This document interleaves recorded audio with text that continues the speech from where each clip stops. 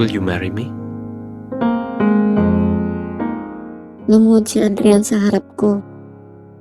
Dala ang singsing. At ang pangarap naming dalawa.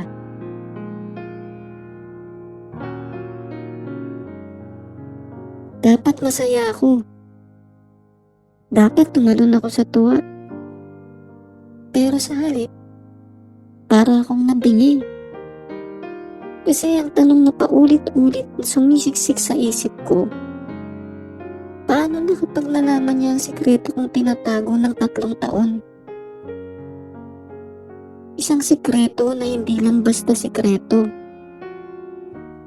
kundi isang buhay.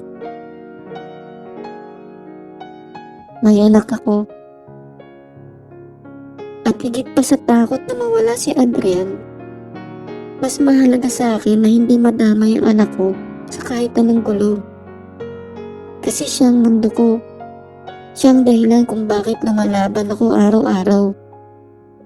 Kahit ano pang mangyari, hindi ko siya iiwan. Nagkamali akong oo. Noon yun. College days.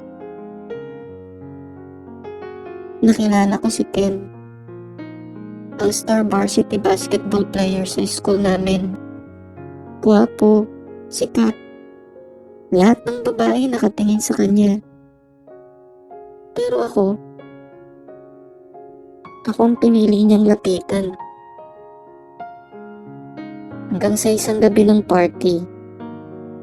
May music, drinks, tawanan. Ako, first time kong uminom. Naging tipsy. Hanggang sa naging vulnerable ako.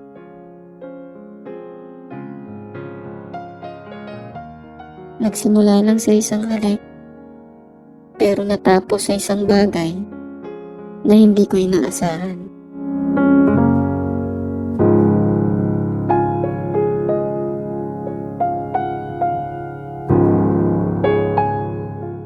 Nang malaman niyang buntis ako, bigla na lang nag-ibang mundo.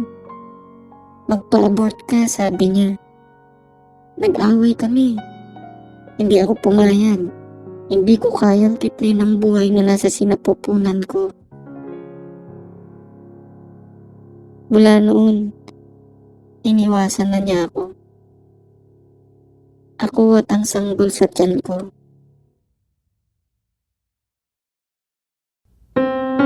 Mahirap, masakit. Pero natutunan kong tumayo sa sarili kong paa. At nang dumating siya, iniluwal ko ang anak ko. At minahal ko siya ng buo. Kahit wala ang ama niya.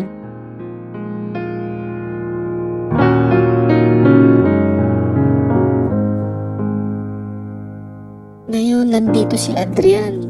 Lumuluhod, nagtatanong, nag-aalay ng panghabang buhay. Pero ako, wala akong masabi.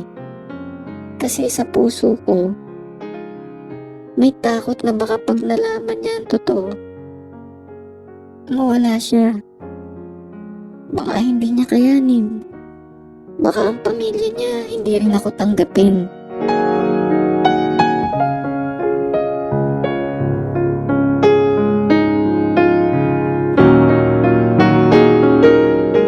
Pero isang bagay ang malinaw. Hindi na ako pwedeng magtago. Kung tatanggapin ko ang alok niya, kailangan ko rin ialay sa kanya ang katotohanan. Adrian, bago ko sagutin ang tanong mo, kailangan mong malaman ang totoo. May anak na ako. 3 taon ko nang tinatago sa lahat. Lalo na sa'yo. Pagkasabi ko nun, parang tumigil ang mundo. Tahimik lang siya. Nakatingin sa akin. Walang salita. At dun, lalo akong natakot. Baka ito na ang endgame ng relationship namin. At sa bawat segundo ng katahimikan yun, Ramdam kong unti-unting nadudurog ang puso ko.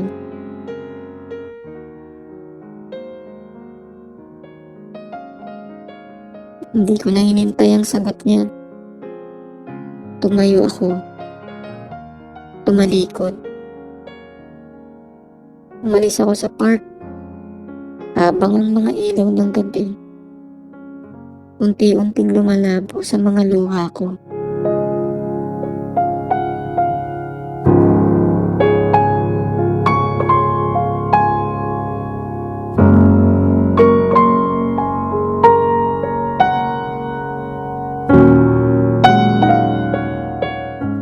Kala ko yun na yung katapusan. Na baka yun na yung naging kaparusahan ko sa katotohanang itinago ko ng matagal.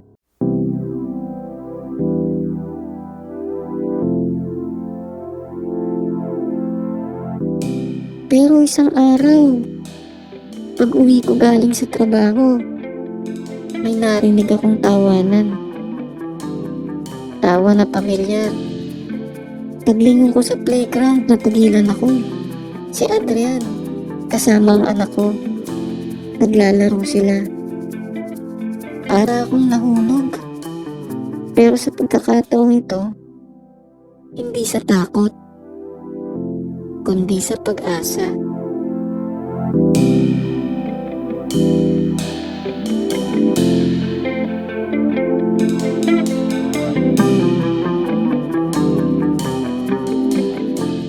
Lumapit si Adrian sa akin. Hawak pa rin ang kamay ng anak ko. At sa wakas, nagsalita siya. Babe, noong minahal kita, minahal ko na rin ang buong pagkatao mo. At kasama doon, ang nakaraan mo, ang anak mo. Kung tatanggapin mo ko, gusto kong maging isang pamilya na tayo. Doon ako tuluyang bumigay. Nayakap ko silang dalawa. At sa wakas, pakiramdam ko, buo na kami. Ang relationship na akala ko matatapos na, doon palang magsisimula. At ngayong hawak namin ang isa't isa, hindi na namin kailangan itago kahit na ano. Naging pamilya kami. Mas totoo, mas matatag. Kung may natutunan ako, ito yun. Kailangan nating lakasan ang loob natin para aminin ang totoo. Dahil kung totoo rin ang pagmamahal, tatanggapin ka ng taong yun. Hindi lang para sa kung ano ka ngayon, kundi para sa lahat ng naging ikaw.